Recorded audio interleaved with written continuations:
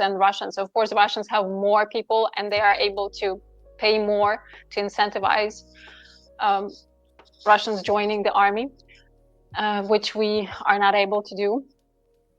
And we use technology to somehow compensate for that. But still, people are the biggest asset. And if we can, I don't know, sway the opinion of some part of the population, I think it's worth trying.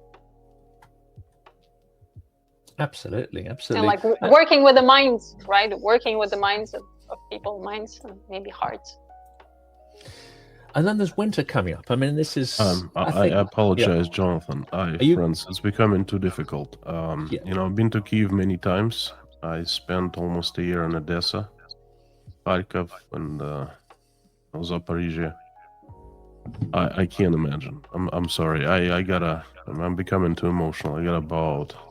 Thank you. It's been a pleasure.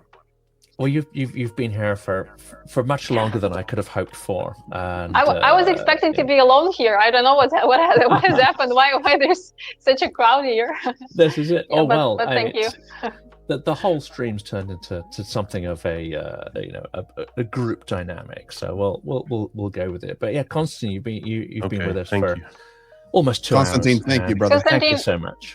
I think we need people who can be bridges, and maybe you're one of those people. So thank you. Thank you. Thank you so much. I'll see you soon. Thank you so much. And we've got a new guest. Do you want to introduce yourself and say a couple of words? Both of you. Actually, Christine, you haven't had a proper introduction either. If you could both sort of say a couple of words about yourself for the audience that may not necessarily be aware of your work. Well, I'm not sure what to tell about myself. I'm an accidental entrepreneur, and then an accidental and unwilling volunteer and fundraiser. I started as just like informing people on LinkedIn about what was happening in Ukraine, and then it turned into fundraisers because I was asked for help by our defenders, and so that's what I've been doing ever since. And you're a strong voice on key platforms as well, such as LinkedIn and so on. So I think it's super important to be active in the English language space as well, which isn't necessarily, it's not the X, it's not places, but it reaches a significant set of potentially thoughtful people if they're not totally disengaged. Well, yeah, I find LinkedIn a very powerful platform. I don't have time for more platforms because I have a full-time job and a family and like everyone else, so it's not easy. I don't have a team helping me with all of this, and so I only do LinkedIn. But I would say that it's very impactful, and the people there, the audience, is smart, educated, and those are for the large part decision makers, right? And so this is why I feel like it's important to appeal to them and to explain what's happening. And I had some really great feedback from those people. Fantastic. Now, what about Renegade Chungus? Say a couple of words about yourself. Hello. I'm Renegade Chungus. I run a small community YouTube channel. We fundraise for Ukrainian soldiers. I've been a part of 2 Car for Ukraine fundraisers, Easter Pasanki, Summer Sunshine campaign. I do a little on-the-ground independent journalism from Sacramento from the Ukrainian perspective. I have a lot of friends there with the Sunflower Society, and we network aid. I had a few Ukrainian friends before the war, but nothing to the point of being like something to say I was part of their community at the time. But I've interjected myself and been adopted by the community here in Northern California. I think the really trigger for me to get into it was the full-scale invasion, of course. I knew about the invasion of the Donbass, but I didn't pay close attention to it. What really caught my eye was the level of brutality coming from the Russian Federation at the beginning of the war. I remember seeing an unguided rocket hit an apartment complex and children crying, and that was it. I was all in. It was a life-changing experience for me. I've dedicated my life to help the Ukrainian people. We covered numerous topics on my YouTube channel, anything from domestic issues. Right now we're covering the ICE riots or ICE protests, and also immigration issues that are happening in the United States on my channel. And I'm not some super philosophic or I'm just a normal guy. So what we do is we go on an adventure ourselves on the channel, learn together, try to educate each other, and support each other, support soldiers on the way, down to the individual soldiers sometimes, depending on the personal relationship and whatnot. In some ways, we talked about war fatigue, and actually this is playing in Ukraine's favor, because it's like everyone's so sick of Putin and they realize that he's not going to stop for anything. There's nothing we can offer him to persuade him to stop, even promising chunks of Ukrainian land. I think most people now realize that that's not going to work, even though they've been laboring under that delusion for many years that, yeah, just give him Crimea, just give him Donbass and he'll go away and leave us all alone. And he'll have more people to for the next time, for the next round. Yeah, I think we finally figured out that that's not going to work. And even, Trump and certain figures around him have kind of clocked that that's not going to work. Jonathan, as well. We have Nick has joined us. Nick, mm-hmm. Let me answer that. Greg, please. Well, no, go ahead, Nick. Welcome. And I just want to answer Jonathan's questions while it's hot, because the question was double-sided. And Christine talked about Christine, right? Right. Yeah. Okay. Christine talked about the great things we're doing affecting Russia, which needs to continue every day and will. Okay. But the reality is, additionally, it's going to be tough for Ukraine as well. And I love to go at the winter time and it's the hardest times. These Shaheeds, some of these third generation Shaheeds now, they're now running with independent antenna systems and multi-layer camera systems.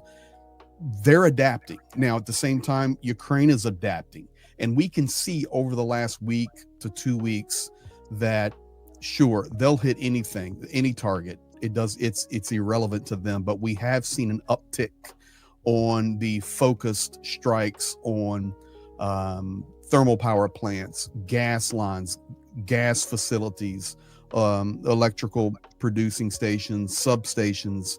And I mean, so we need to call the facts the way they are. And Ukraine is getting them up and running quickly. I mean, Kyiv last night, a massive strike, and they're getting it repaired quickly.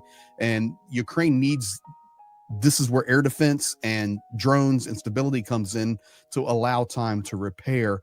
Once again, this is where you come down to the geography of Russia. It's so big. And I think that's why President Zelensky a couple of days ago says, okay, you're going to black us out or attempt to black us out, then we will also black out Kursk and Belgorod. So which Ukraine can black out Kursk and Belgorod without a question. No question. If we can strike refineries at 1,500 kilometers, I promise you we can black out Kursk. It's just, it's right across the border.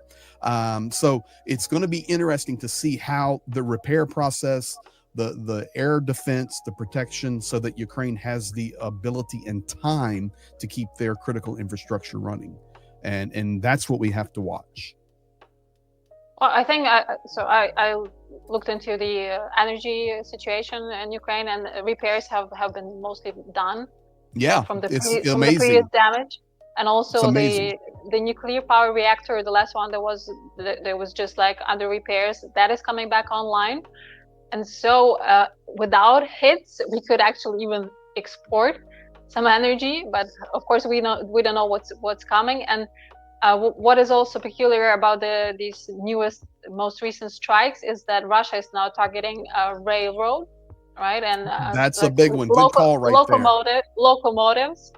So trying to take out our logistics, apparently. And so we need to come up with a system of probably detecting threats and maybe notifying the train drivers of the danger, so that there has to be some kind of a system. And of course protection, air defense for the railway now, because that's a new target, new tendency that we can see. And also some manufacturing facilities. I remember like foodstuffs. I think hummus factory has been.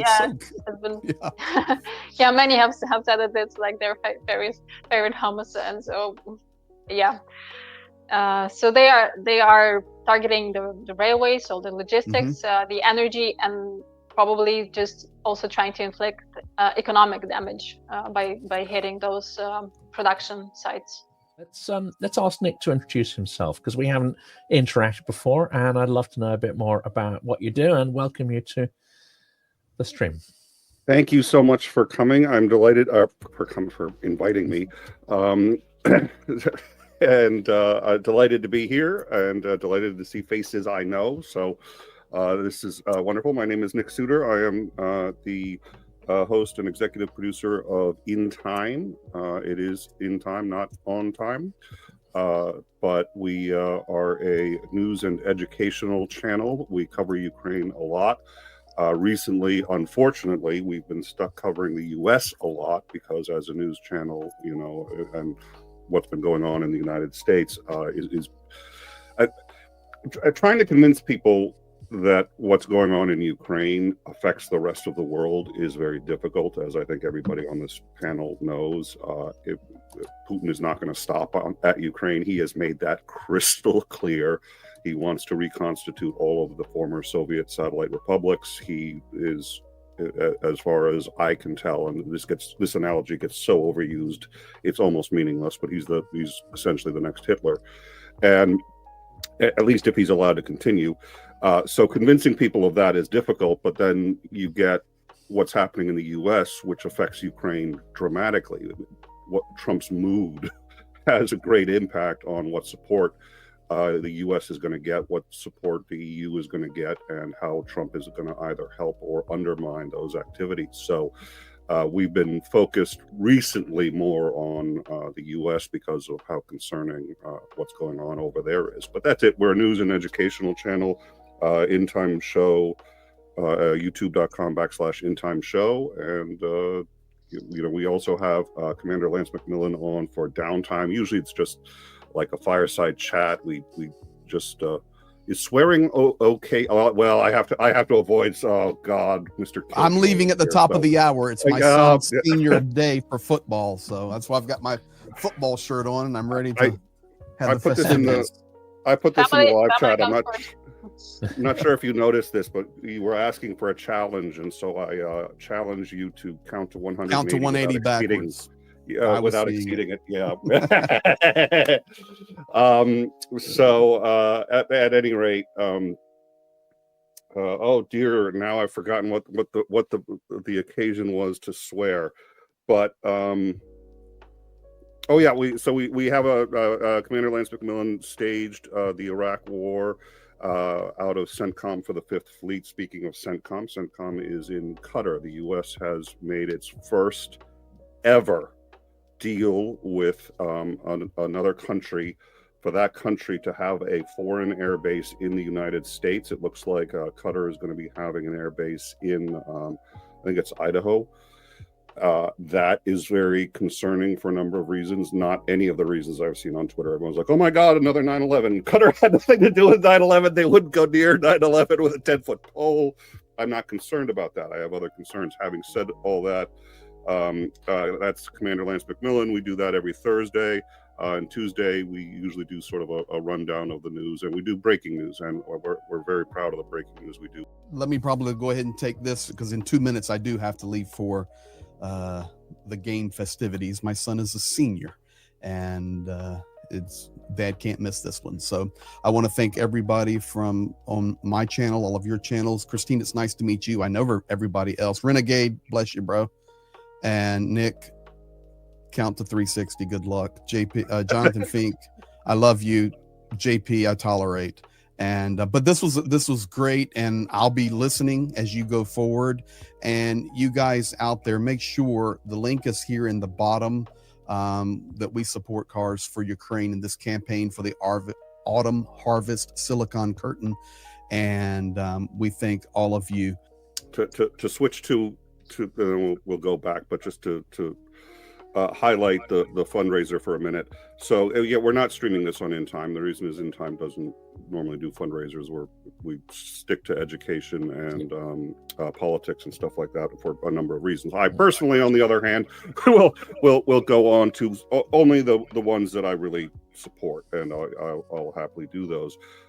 And one of the reasons I'm coming on here, I had heard a story of how difficult it was for one of the units to try to get confirmed to be able to get a car from Ukraine, because they were vetting to make sure that everything was going to the right place. And when I donate to a charity, I always check what percentage is actually going to where it's supposed to go. How much are they vetting the people they're working with?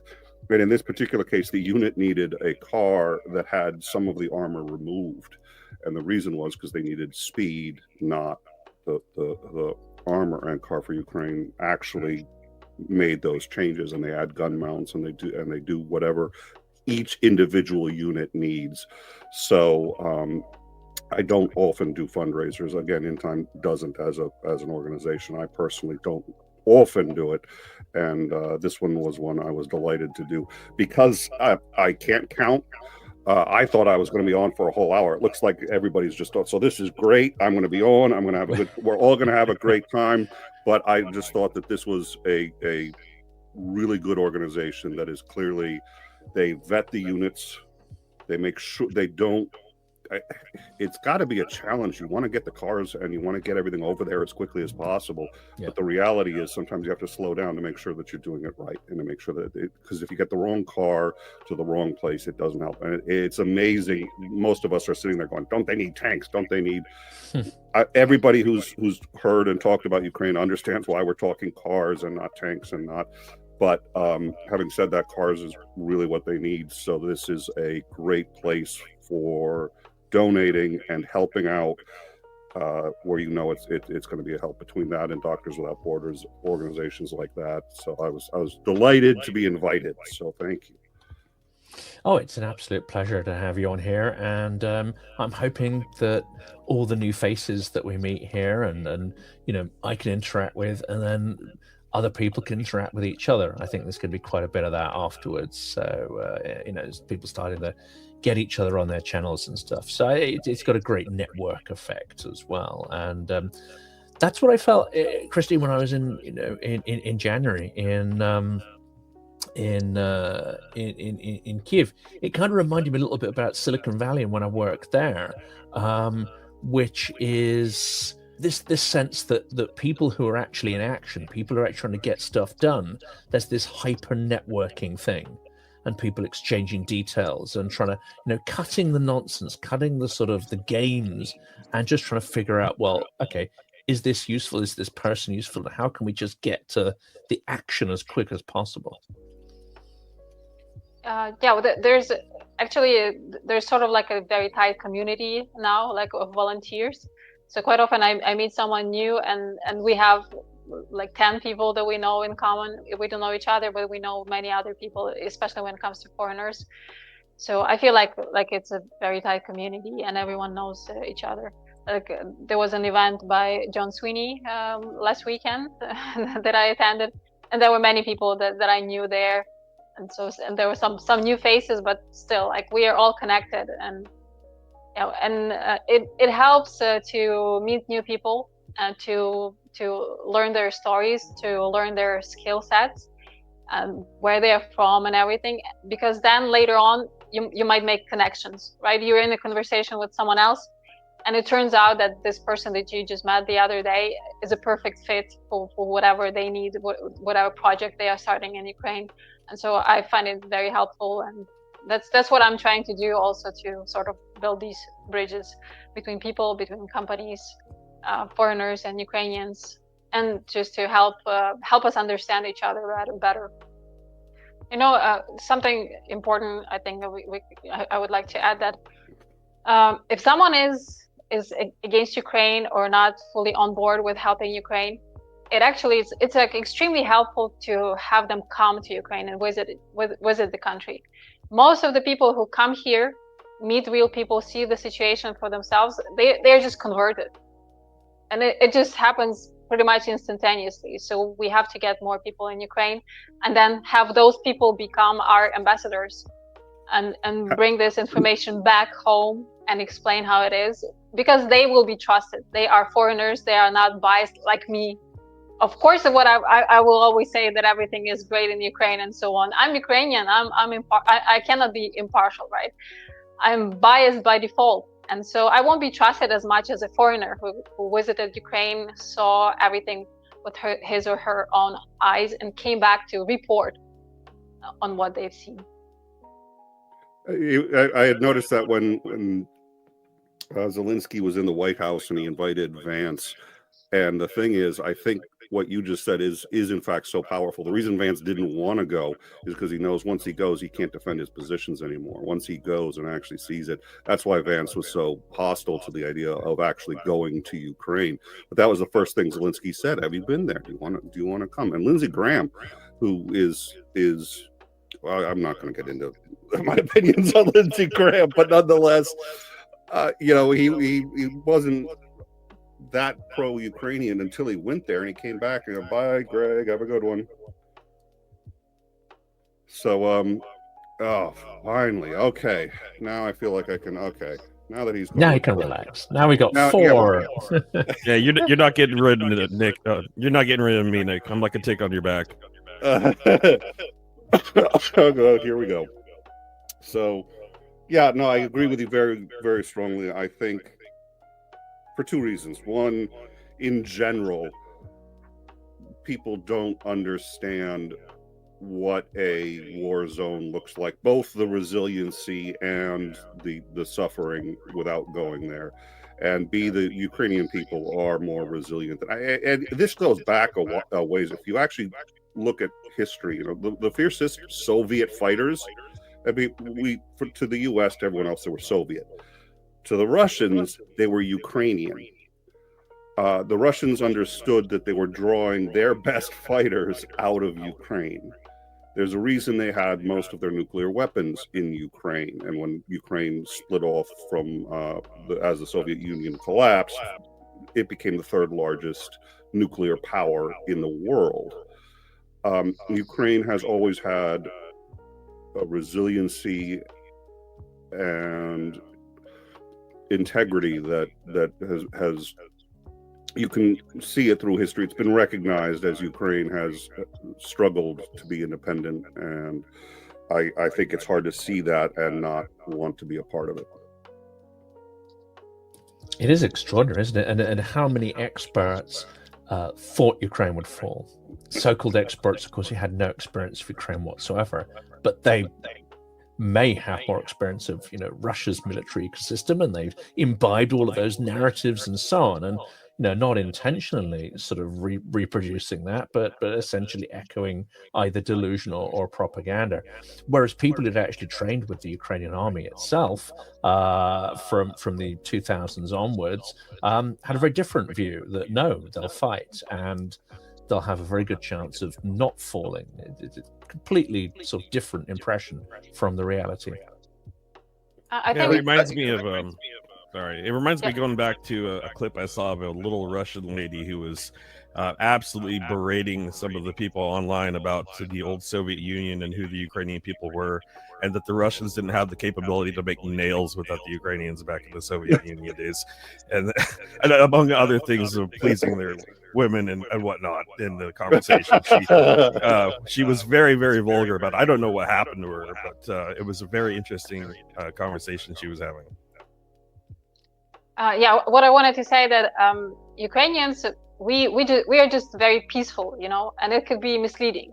So we want, for the most part, to just be left alone, left to our own devices, so we can live the way we want.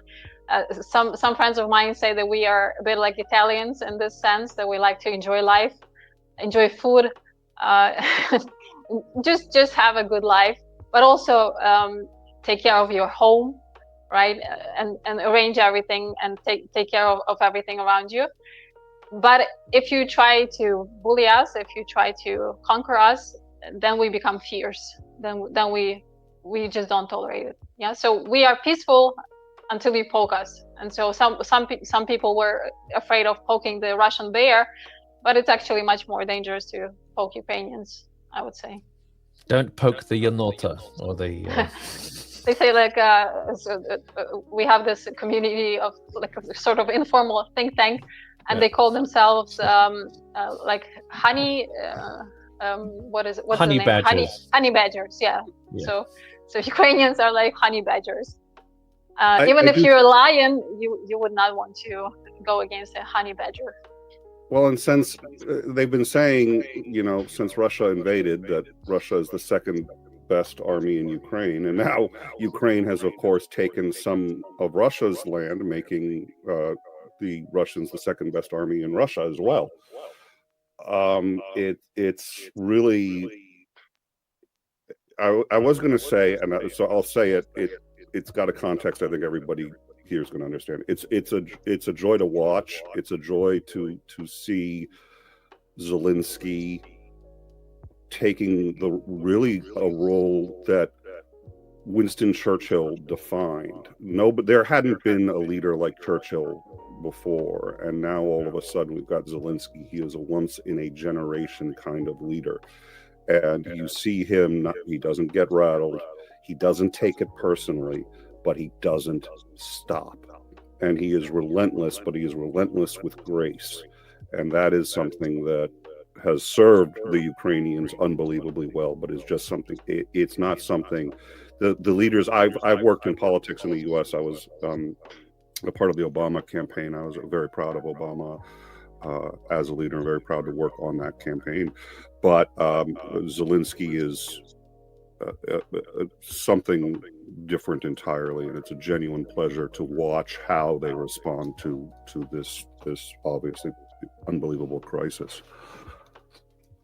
Well, I think in this case, to see the real depth of a person and to have their character like in a spotlight and highlighted, you have to see them face major challenges, and that's why you can see who Zelensky is, because he is facing this humongous challenge, right? That is extremely hard to overcome, and the tasks he has to handle every day, and the stress.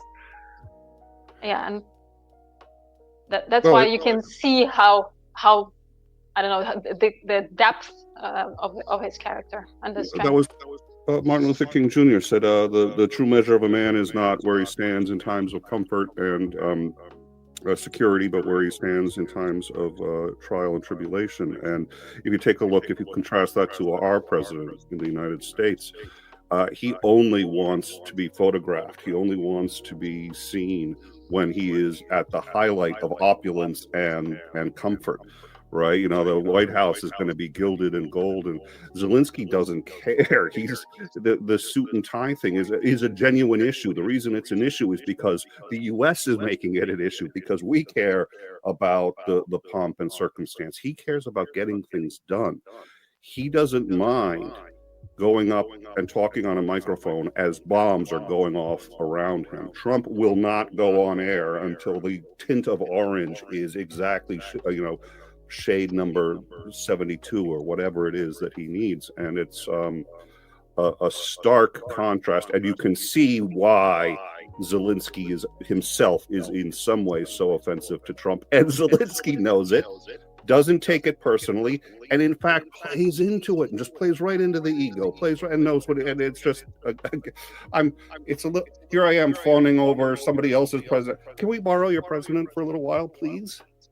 Can we just literally our country is we need him. Once the war is over, Zelensky could come to the US. Would really appreciate it. To me, he's the closest thing to Captain Jean-Luc Picard in real life. I mean, the diplomacy level of him is just outrageously good. And it's such a freaking reminder. It's really nice to have a reminder that there's men like that in the world that are leaders.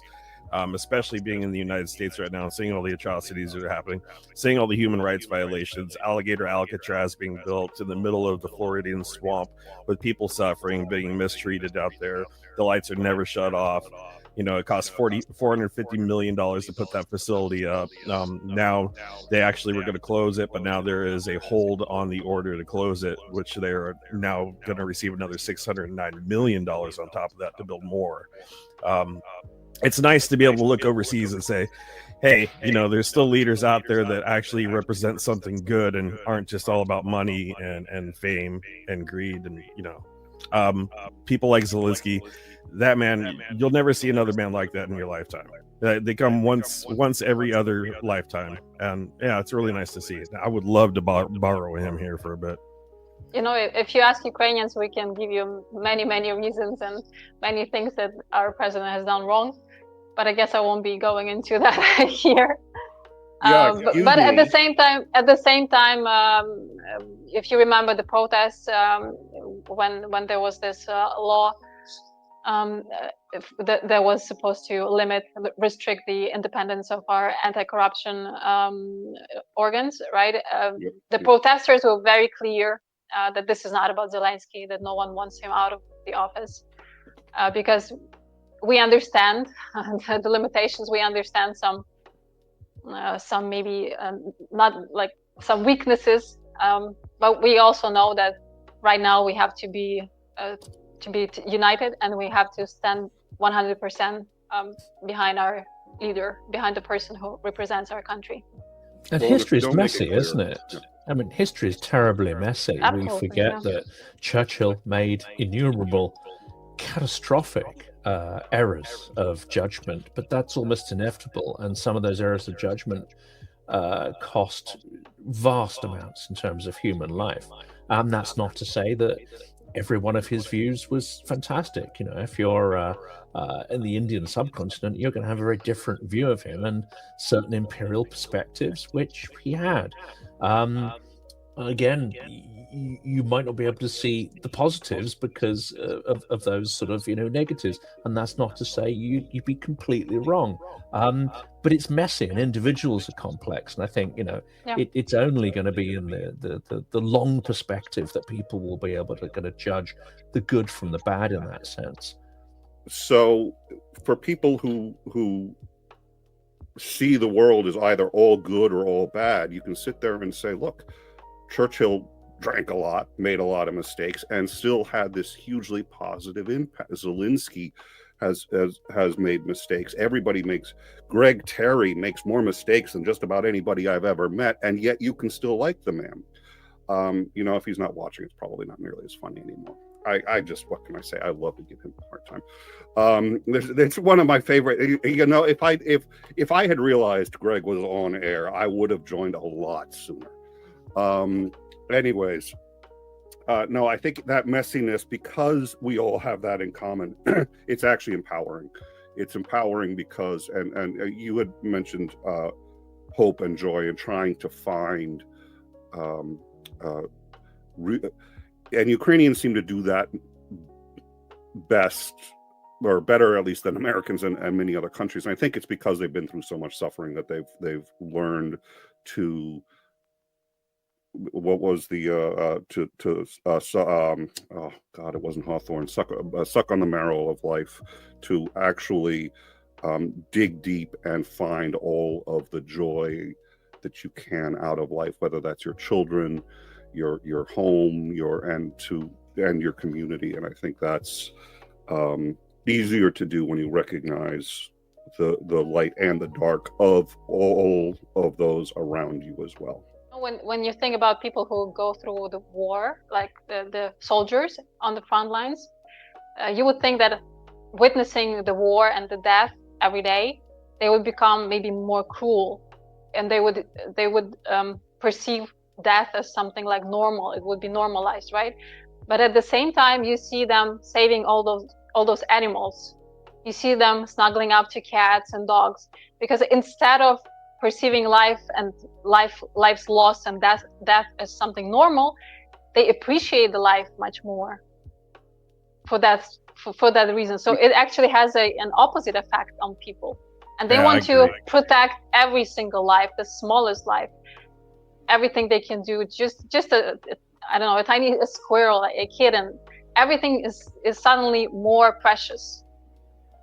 I have a friend. I have a testimony to that. A friend, one of my friends, personal friends that I met in Sacramento, was from Mariupol during the siege, and he was in Azovstal, and he was fighting the Russians 5 meters away. I mean, really close combat, no radio comms at all, surrounded at night, escaped, and he called it his second birthday. He spent 6 months in captivity with the Russians and was traded back and came to America.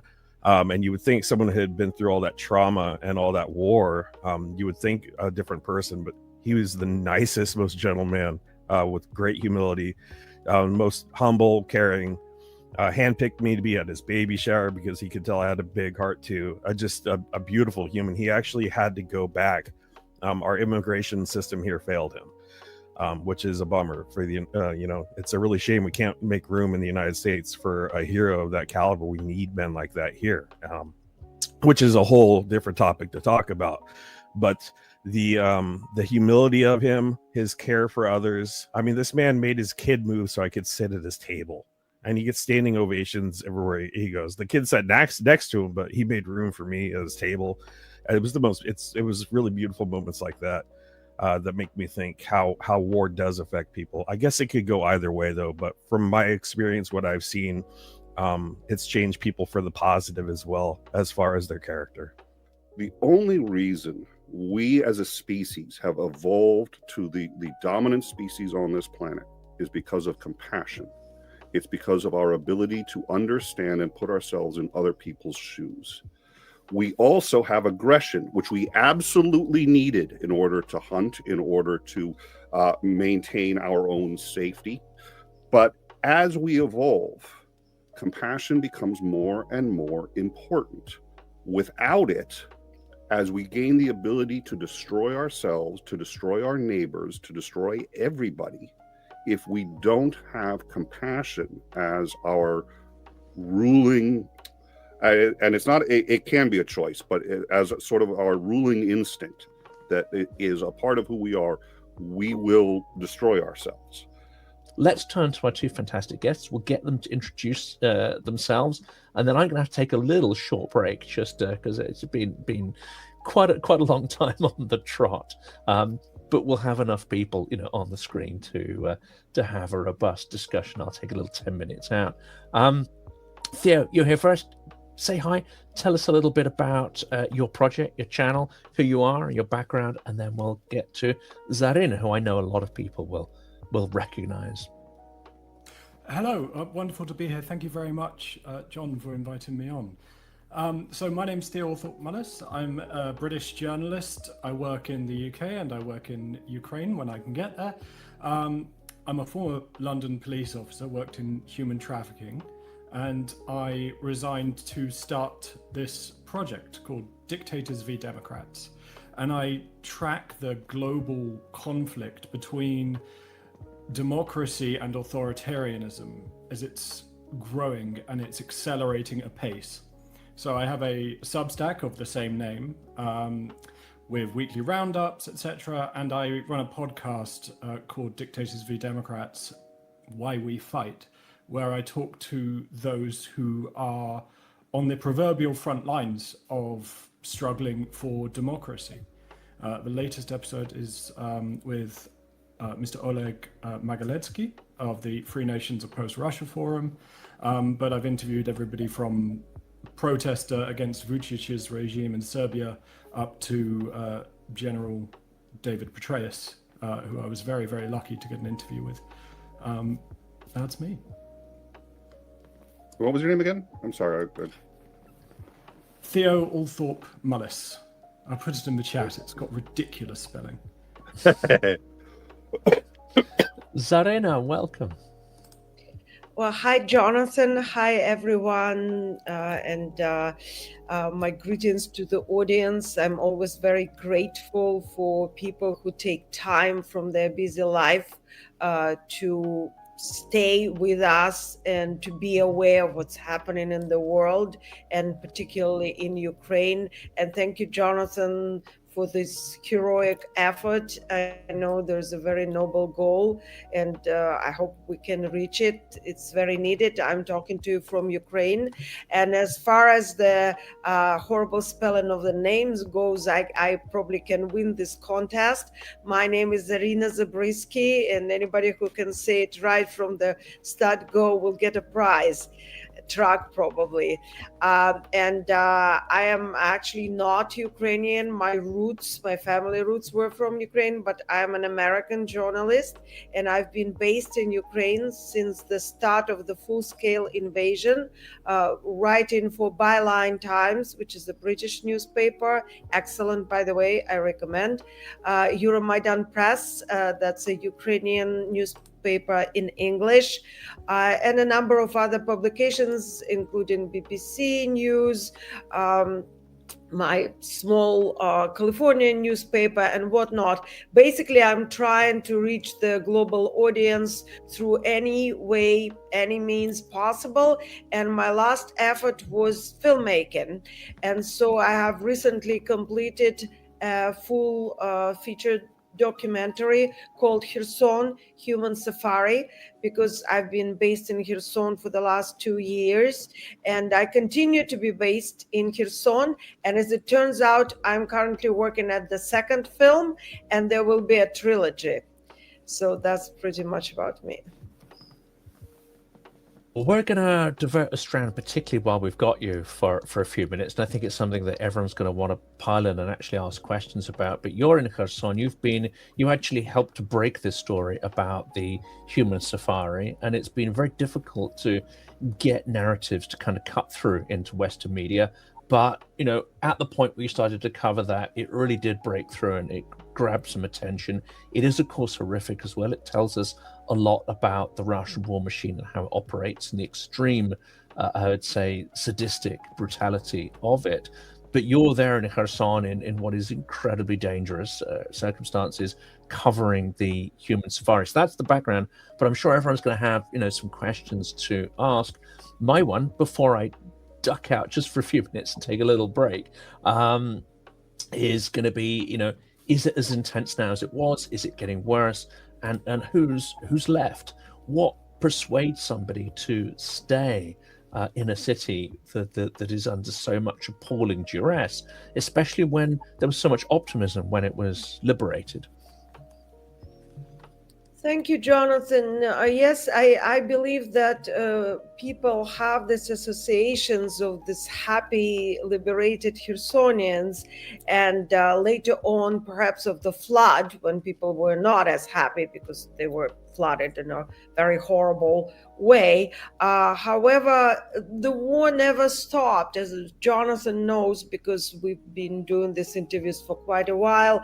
And as some of you might know, and some of you perhaps don't know, Kherson was the only regional capital occupied by the Russians, and the first large city occupied by the Russians, and it stayed occupied for 9 months and then was liberated without a major battle. The Russians retreated, and they retreated across the Dnieper River. And the peculiarity of the situation is the Dnieper River in this region is only about 1 mile, about a kilometer, sometimes less, wide in this space, meaning that the Russians are very, very close and they can reach the Ukrainian control territory with pretty much anything, including but not limited to artillery, tanks, MLRS, and lately drones. And we're not talking about large Shahed drones because those are targeting the whole country of Ukraine practically every night. We're talking about small commercially made FPV drones, first-person view drones, and these could be roughly broken into kamikaze drones that explode on impact after attacking a civilian or civilian car or any object on the ground. Or they could be most likely Mavic drones, and those drop grenades, explosives. It could be cluster munition, and besides, they do love dropping incendiary munition and set the whole blocks on fire. They also drop anti-infantry mines, so there's a lot of people being injured that way. Basically, there's attack from the skies. And the latest development this summer, because human safari as a phenomena really started to take shape last summer in July. And when Jonathan said I broke the story, that happened to me. It's a very doubtful honor of breaking a horrible story like this, but it just happened so that I was the only foreign journalist based in the city, and the local journalists believe that everybody must know about it because it's happening and it's so horrible and we know about it, and therefore everybody in the world should know it.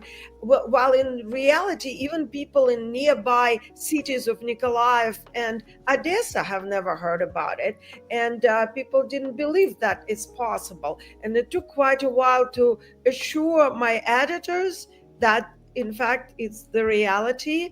It was hard to produce good quality photos or videos of drones attacking you, because that would be your last photo or video you ever took. But by now there are so many of them that actually will have such videos and such photos. I have them. And this summer, Russians decided to try, and not just in Kherson region, what we call now a drone siege, trying to cut the only functional route from Kherson to the nearby city of Nikolaev, to Ukrainian controlled territory, by controlling the skies with drones. And by now, the drones and drone technology are so developed with fiber optics and various types of motherload drones carrying smaller drones and swarm of drones, that they actually were almost getting there. But lucky for Kherson, the combination of measures such as anti-drone tunnels, electronic warfare devices, and other measures were able to stop the drone siege, luckily. And so I'm in Odessa in the moment for a conference, but tomorrow I'm driving back to Kherson, and it's quite a crazy journey because you go through a very strange looking tunnel. It's like a hallucination, basically. There are these wooden poles, and there are fishing nets spread all over, and there are a lot of birds being stuck in it because, you know, they're flying there and they perish. And then you just go at crazy speeds through this tunnel because the drone still can get underneath the net and attack you. And I will stop here. And I'm not sure about the format, if I'm supposed to keep talking or if anybody's going to ask any questions. Zarina, you mentioned you had a small California newspaper. Can you tell us a little more about that? I don't own it, or I don't run it, but I write for a local state newspaper in Fresno. I'm based, or I rather was based. I lived in San Francisco most of my life, and in California there's a large town, I suppose, city called Fresno, and they have a Community Alliance newspaper. And about 2 years ago, they asked me to write monthly dispatches for them from different cities in Ukraine, which I have been doing. Unfortunately, now, due to the situation in the United States and funding cuts, they've switched my dispatches, which were going monthly for more than 2 years, now to every 3 or 4 months. They had to cut down significantly on their publication, not just me, not just Ukraine, which is a shame, really, because we were able to reach quite a lot of people in the actually red California. There's such a strange thing because it's somewhat rural. There are a lot of farmers there. And so I was happy that I was able to reach these people and bring them the facts and the reporting from the ground. But I will still be reporting for them, but not as much. Gotcha. Yeah, the reason I ask is I live I live a few hours north of Fresno in California, so I was very curious about that. I spent a lot of time in Sacramento in the area there, working with the Sunflower Society in Sacramento. So very cool. Thank you. I took the info down.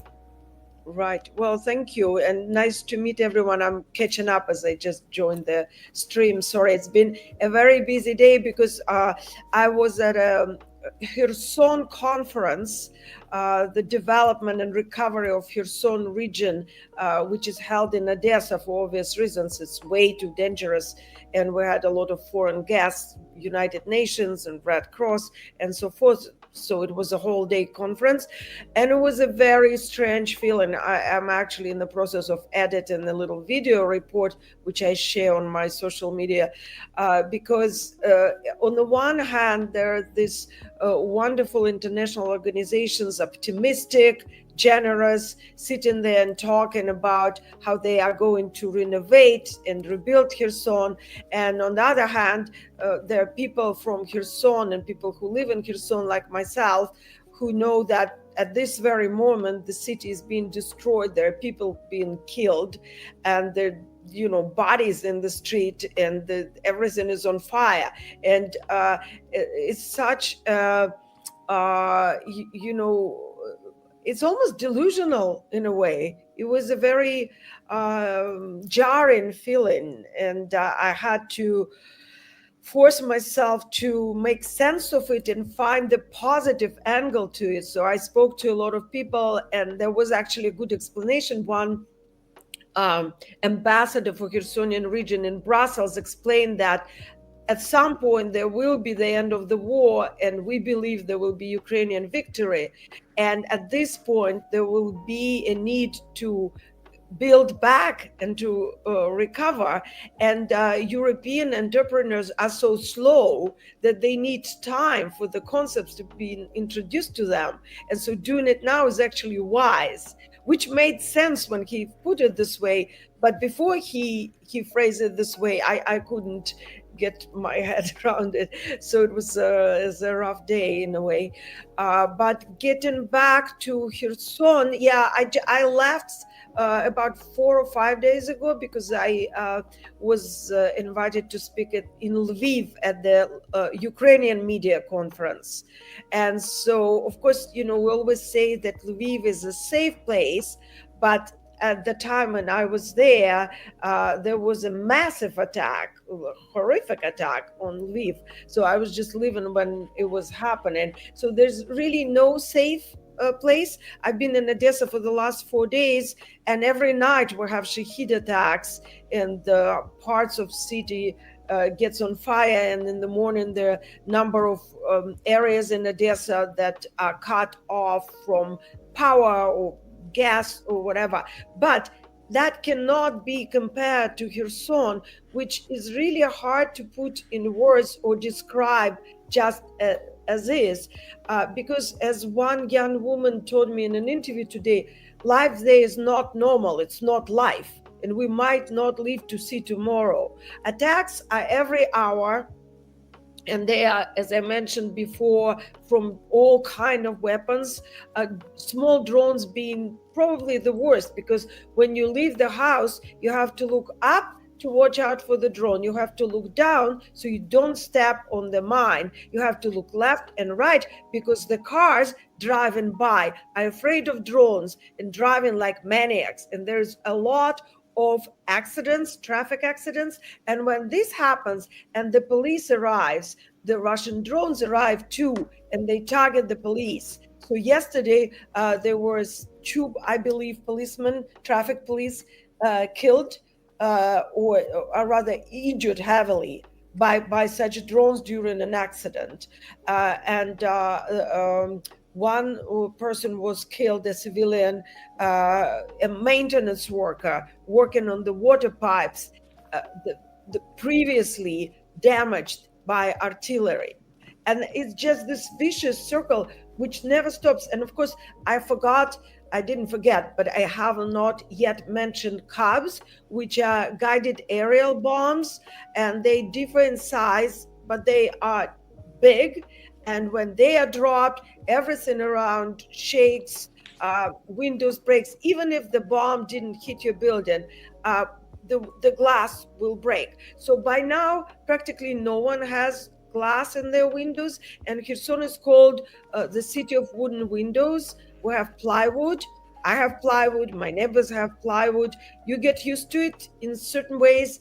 You think you're more protected because if that is being broken, that it's a little bit better than glass, but it is not so, because the parts of plywood are also flying just as shrapnel into the room. And just like everybody else, I had my apartment being damaged by shrapnel flying into the walls and being stuck on the walls, and it just on and on and on. When you tell the story like this, it sounds surreal and like it can't be.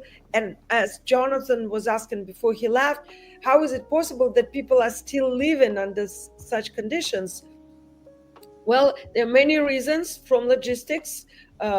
People don't have enough money to move, or they have sick relatives and it's impossible to transport them or move them, or they have animals, and Ukrainians are very dedicated to their dogs, cats, and also goats and cows, and they will not be moving any of those, and they're staying there with their animals.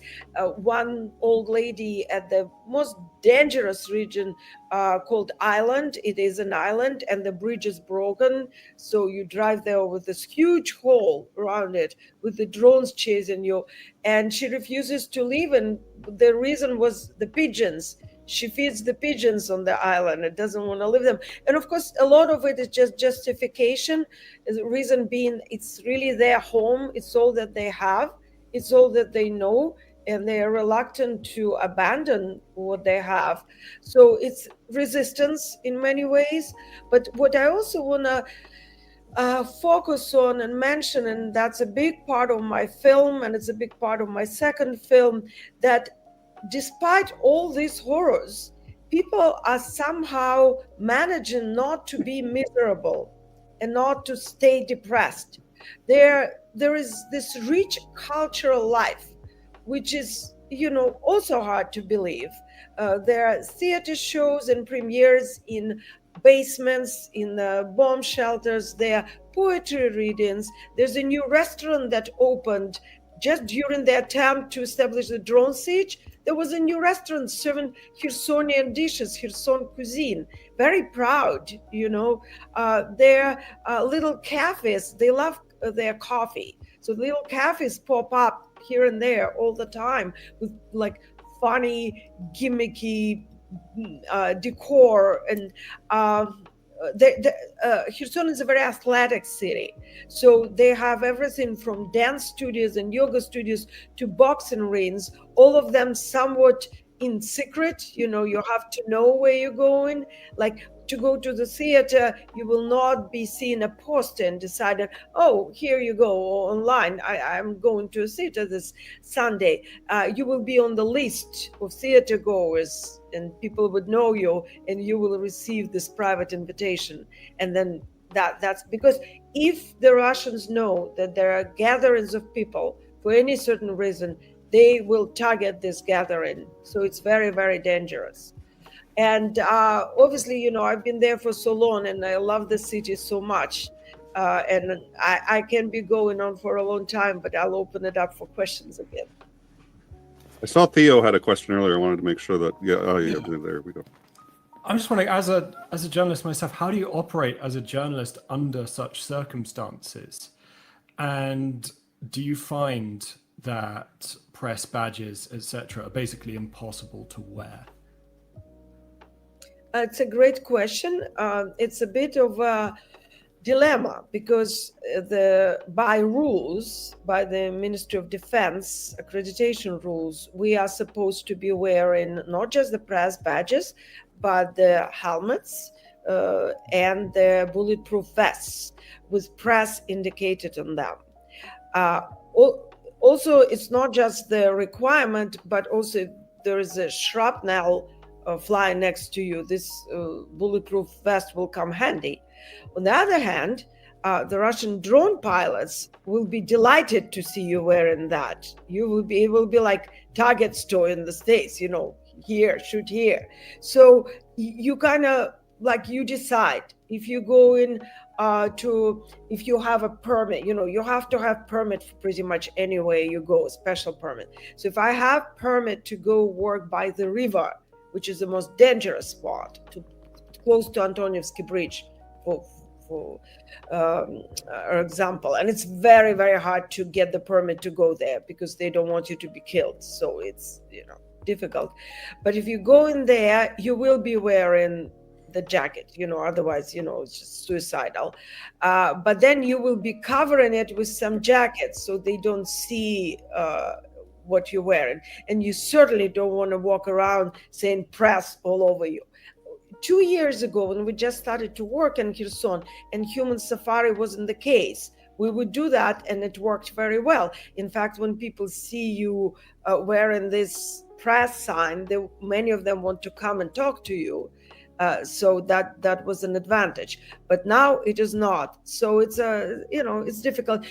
I definitely wear a very small one that the Russians cannot see, but the Ukrainians can see, because when I film, I need to very quickly show them that I'm accredited and have a full right to do that, because the paranoia there, as you can imagine, is really high. So pretty much everyone is trying to catch you.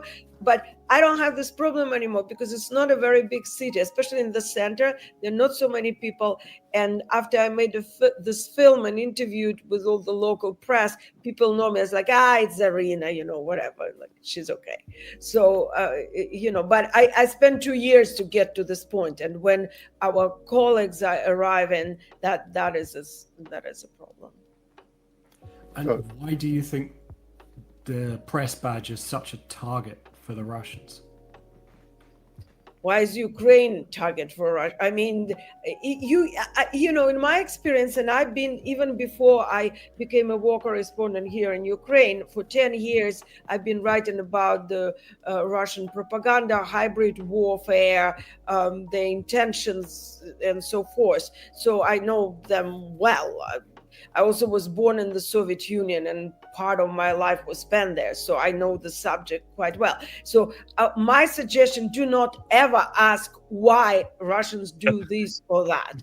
Do not try to apply rationale logic to Russians. They it's deception. They look like you do. They are not. They don't have this logic now. I mean, of course, there are some exceptions. I'm generalizing, but what we have now is the state policy. It's lunacy. You do not analyze it. I mean, and also they're terrorists. So they want everybody to be afraid of them, and they want the press to shut up and leave. And they are succeeding because not as many people come, not as many journalists. Journalists, we're not people. Not as many journalists come to Kherson as they to other areas. It's frightful. Let me Theo, if you have a question, because you're newer here, so I want to make sure if you have any more questions, you go first. Go ahead. Well, so I wanted to ask you, because your organization, I think if I recall, you had said you sort of track the rise of dictatorships versus democracies, and between Viktor Orban, between what we've been seeing in Venezuela, between what we've been seeing with Russia expansion, and Donald Trump, who I think, I'm in the U.S., so on some level you have to be a little careful because people think you're politicizing it. And I was like, no, I'm not. But it's just, you can just check off the cult of personality, the whole 9 yards. Yeah. It appears to be very much on the rise. It appears like it has been for the last, say, 10 years. So first of all, there's a growing fear in the U.S. So I guess I have two questions. One, what are your thoughts about what's happening in the U.S.? And two, is this trend something that is cyclical? So sometimes, democracy, the arc of justice is long, but the arc of history is long, but it bends towards justice. So we're going to get through it if we just wait it out. And what does that take to try to head back in the direction of democracy? Multi-part question. I don't use a small word when a diminutive one will work. So there you go. So the situation in the United States is really very concerning. You've seen over the last even 20 years the entrenchment between two branches of the idea of what America should be. The two political parties, the red and the blue, become so fortified to a certain degree that it seems, from an outside perspective, although I did hold a green card at one point in Long Island, that people identify almost first as a Republican or a Democrat before they're identifying as an American. And that is like a powder keg for the rise of a cult of personality, which is exactly what we have with President Trump.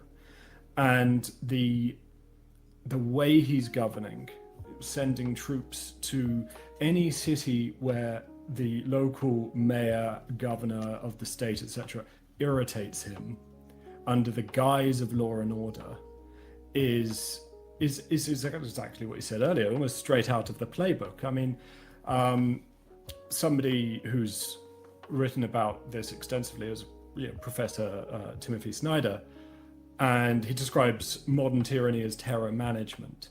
And that's certainly what we saw after the murder of Charlie Kirk. We began to see this murder being being used to justify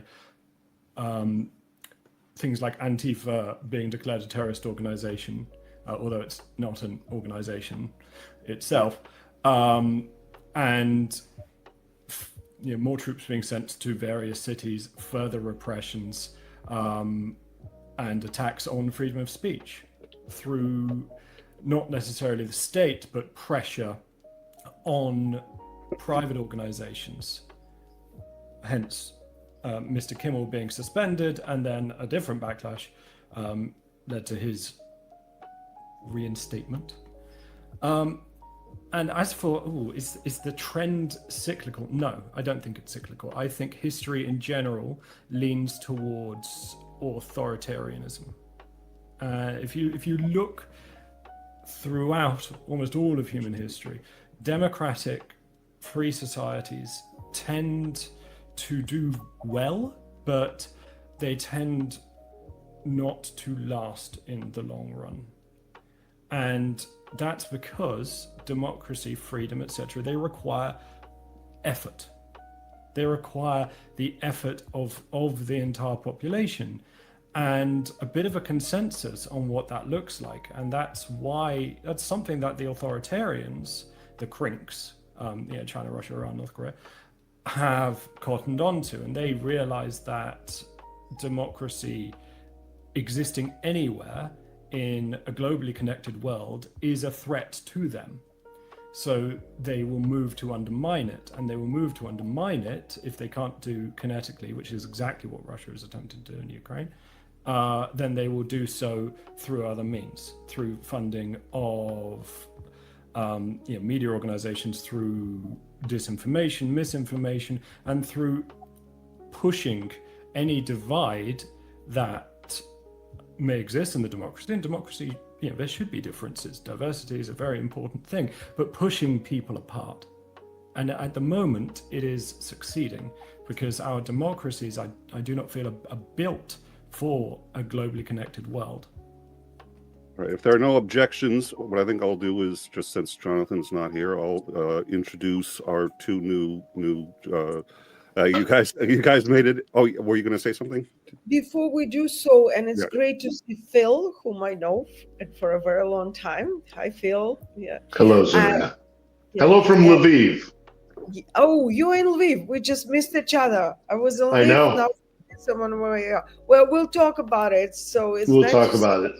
Have a great talk. These are great guys. I had fun. Well, fun's probably not the right word, but that was an interesting concept, Theo, there, that and upsetting too, that history is not framed by our strive for democracy, but the other way around. We'll have to talk about that. But for now, I unfortunately I saw you were on the schedule. So I wanted to pop in and say hello from Lviv. So I understand if you have to go, but I'd love to have a chat with you always, of course. Yeah, absolutely. And I would love to have a discussion, but we'll talk.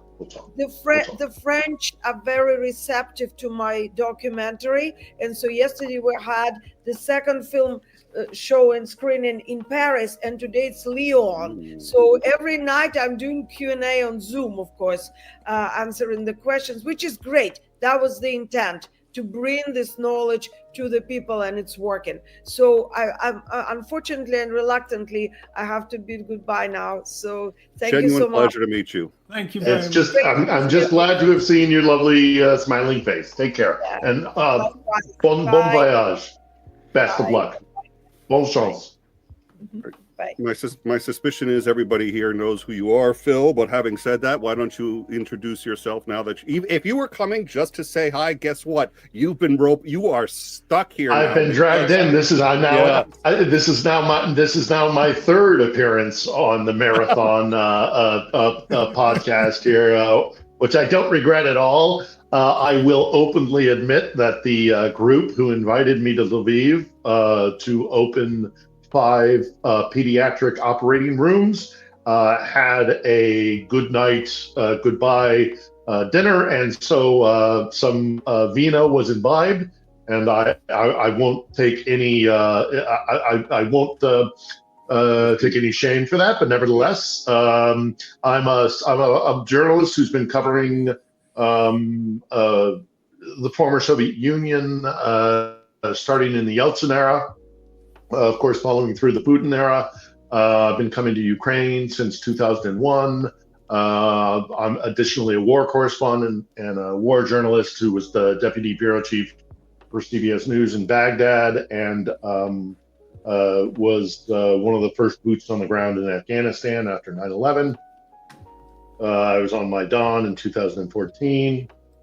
And so that's, I've since left. I was actually intending to retire, but I've since left, kind of industrial media or news or what have you. And I struck it on my own, and I live in Kiev, and I produce a weekly interview program, hour-long, roughly give or take, interview program that we call On the Edge. And I'm sorry, I don't know who is in the bottom right corner of my screen. Dictators v. Democracy. Hello. I'm sorry, have we met before? And I don't mean to be rude. Again, I've had some wine. Not to worry. Okay. I was considering buying a bottle, but I've got to make Whenever Phil is rude, he wants to make sure it's deliberate. He does not wish to offend. Oh, you'll know when I'm being rude. You'll know when I'm being rude. You'll know when I choose to be rude. You will know it. No, I wanted to respond to some of the things that you've been saying there, in particular about American democracy, and my North Star. When I left Moscow and transitioned to doing kind of the global war on terrorism and going to Afghanistan and Iraq and Libya and Syria and Georgia in 2008 and all the rest of it. I struggled with myself, having left Moscow, with the question of whether or not they're right, whether or not the idea of democracy is naive and decadent and self-indulgent, and that yes, obviously human nature leans towards the authoritarian. And then I found a letter from the patron saint of liberal democracy, if we have one, Abraham Lincoln. I'll add others to the pantheon, but Abraham Lincoln. And in 1855, and during a period in American history called Bleeding Kansas, which was inevitably leading us towards the Civil War, and pretty much everybody knew it. And they were debating amongst themselves this idea of, basically, with some finesse to it, authoritarianism or liberal democracy. And Lincoln writes to his childhood friend who is a slave owner. And in it, he says to them, "We started our country with the idea that all men are created equal. We now stand at a choice whether or not that is true, or as the know-nothings, which is the MAGA of their era, whether or not it is true that all men are created equal, or whether or not that means all men who are basically white and non-Catholic, non-foreign, black." And at the end of this paragraph in the letter, he says, if this side of our character in the American identity ever comes to a place where they do take control of the country. I would rather move to a place like Russia, where they don't pretend to live under the base alloy of hypocrisy and the belief of liberty. And let's just live under autocracy. Give it up. And so the point that Lincoln is making there, I think, and what gave me great solace and why this quote is my North Star is because, well, what's the alternative then? Moscow. Okay, if America and liberal democracy is decadent and inevitably will fail and is not worth preserving or fighting for, then what do you offer as an alternative? And if what you offer to us as an alternative is simply authoritarian rule, might makes right, then fuck it. Sorry to swear. Then at least be honest. Then at least be honest about it. At least go to Russia. Yeah. And he writes this. By the way, folks, let's not forget he writes this in 1855. Putin is nowhere to be seen, and neither is NATO. So this goes back a long time, and this mentality within the United States has always existed with us and been contradictory to one another. And we are going through another great phase of this question of, do we actually believe in the tenets of liberal democracy, self-determination, the rule of law, democratic votes, all of these things, or do we abandon that and revert to what the Russians have always done? And so this is nothing new. This argument is nothing new, and I don't know if we, if at this fork in the road, we stand with Lincoln or if we stand with the Kremlin. So that's my biography and my little diatribe, because I had to respond to what you were saying. Phil, folks, can you hear me? Yes. We can now, okay, Cormac. Fine. Yeah, sorry, I had a bit of trouble getting in earlier on. So for the folks that don't know me, shall I introduce myself very, very quickly? Yes, please. Yeah. I've never. Yeah. Looking at you folks, I'm a bit of a Johnny-come-lately here. I went to Kyiv in 2016 as a British diplomat to serve, to be embedded in the Ministry of Foreign Affairs, to serve as communication advisor to Pavlo Klimkin, who was then Ukraine's foreign minister. Over a 2-year period between 16 and 18, I did that. I worked for, I think, 4 other cabinet ministers, did work with and various other things, and met various people in civil society. Long story short, fell in love with the country, learned so much, and made friends for life. My friends, a few months before the further invasion kicked off, when I was out there last, asked me if I would put myself forward to be a spokesperson on TV, radio, podcasts, whatever, because as they said, they believed that I understood and got Ukraine. I've put somewhere between 300 and 400 radio, TV, and podcasts on them since about January 22. It's one of the things that I do to basically try and support Ukraine and to help my friends out. So that's me. I've done a lot of stuff with Jonathan. Phil and I have been getting to know each other. That's that.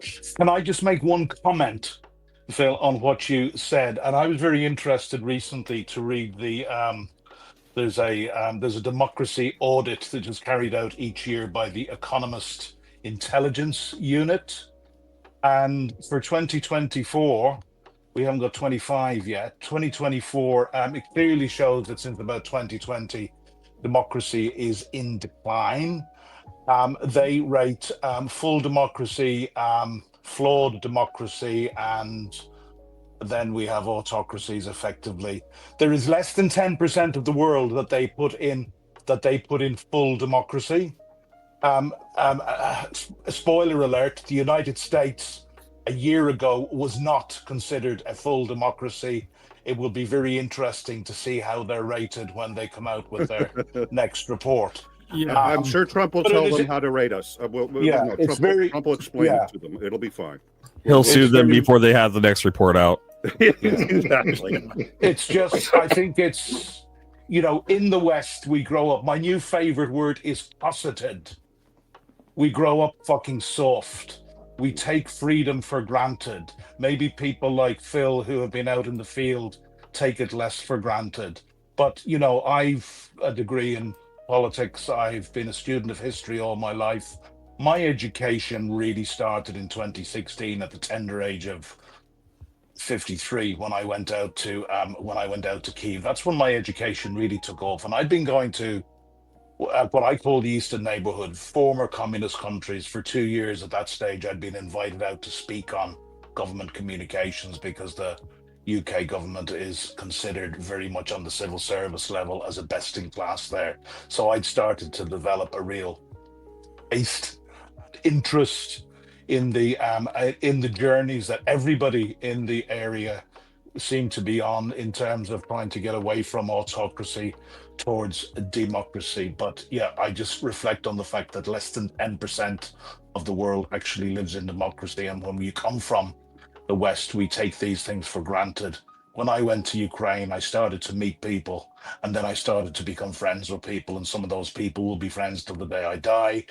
And I've had many nights just sitting up, talking to people. What was it like to grow up in the Soviet Union? And I heard the family stories of the disappeared and the people that went to the Gulag, and some came back after 20 years and some never came back. So, for me, there isn't a question about whether democracy is right. I've never had to ask myself that question because, quite simply, we live in, of course, democracy is flawed, but, we can have what we have in the United Kingdom or most of Europe or Ireland, where I come from originally, but I've lived in the UK for nearly 40 years. And it's the UK that I've represented abroad, both as a diplomat and as an athlete when I was a younger man. What we have, we don't know we're fucking born. And this is what I try to get across to people all of the time. And if you don't like it, try living in Russia, try living in North Korea, try living in China, try living in Iran, try living in increasingly places like India and other despotic states in South America. So we need to, this doesn't apply obviously to anybody in this room, but I really do believe that, since 1945, like I'm sure all of you, I had 3 granduncles who fought Hitler, all from the same family, by the way, 3 brothers, all survived the war. We have grown up, I was born in 63. We have grown up cosseted, soft, we've had it easy. It's only when I met people better educated than me, more sophisticated than me. This is the other thing in the West. We think that those Eastern Europeans, they're kind of, they're a bit simple. They're not as sophisticated as us. They're a lot more sophisticated. I found they had a lot more basic human decency than the average person I find in the West. Well, I'm a little bit romantic when it comes to Ukraine, but they're a lot tougher. They grew up a lot harder. And I always say that the difference with Ukrainians and why it was very, very clear in 2016, and it still is, that Ukraine needs her Western allies. But what I have always tried to get across to people is that we need Ukraine. And first and foremost, and this is what I've always struggled to articulate effectively, we need Ukraine for something we have lost. And that is the value of freedom, knowing the price of freedom, having the balls to pay it. We've lost all 3 of those things, and they're coming back far too slow. Jonathan knows I love my sound bites, and one I've been banging out for over a year and trying when I do interviews. How do I get a message through to people? What I believe is it's not too late. We're drinking in the last chance saloon. We are at war with Russia, but it could get an awful lot better, an awful lot worse. It really is our money and guns today or our daughters and sons tomorrow. It's going to be an awful lot cheaper still, to use my other soundbite, to arm Ukraine to the teeth and sanction Russia back to the Stone Age. We've never done either properly. Since Alexei Reznikov, the last Minister of Defense of Ukraine, said on CNN before Christmas in 2021, it's burned into my memory. He said, we don't need or expect your boots on the ground. Just give us the weapons we need and we will do our own fighting. And I hear this bullshit about Joe Biden and Sullivan and everything else. The truth is they looked at what Ukraine wanted, they gave them half, they gave it slow, and they gave it with handcuffs on. And I'm not interested in the excuses. They also stopped the best of us in Europe. And I as an Irishman, I put the Brits in the very best of us in terms of the support that we have given. We were the first ones to give long-range stuff in Storm Shadow. But of course, part of the guidance, and people who know more than me might correct me, but I believe it's the guidance components were made by the Yanks. So on that basis, America was able to say that they could not be used to strike elements of the logistics chain behind the border. So, well, we all know the MCOD 4. Yeah, sorry. Yeah, there's almost nothing that Britain makes in the defense sector, especially the high-tech stuff, that doesn't have American parts and therefore isn't subject to I understand this, but I'm making the point of how even absolutely. Even with the best will in the world, not just Britain, but maybe France, maybe certainly the Netherlands, other countries, we have been held back. Anyway, I just wanted to push in. Well it's said. My second time. It's my second time in the conversation today. Just wanted to introduce myself. Could I ask everyone, apart from Phil and Jonathan, just to shout out their names so I know who you are? My name is Nick. Go ahead. Nick, that's it. And I'm from the channel In Time. Okay. I'm Renegade Chungus from Renegade Chungus YouTube. Live in Northern California. Cover a lot of current events as well as fundraise for Ukraine as much as possible. And a funny note about myself, I was a Republican for about 15 years until the war broke out and I saw the response. And it was very eye-opening to me. So it's been a journey for me as well as my community along the way, learning, meeting new people and learning new things. So it's been a learning curve for me, but what an eye-opener.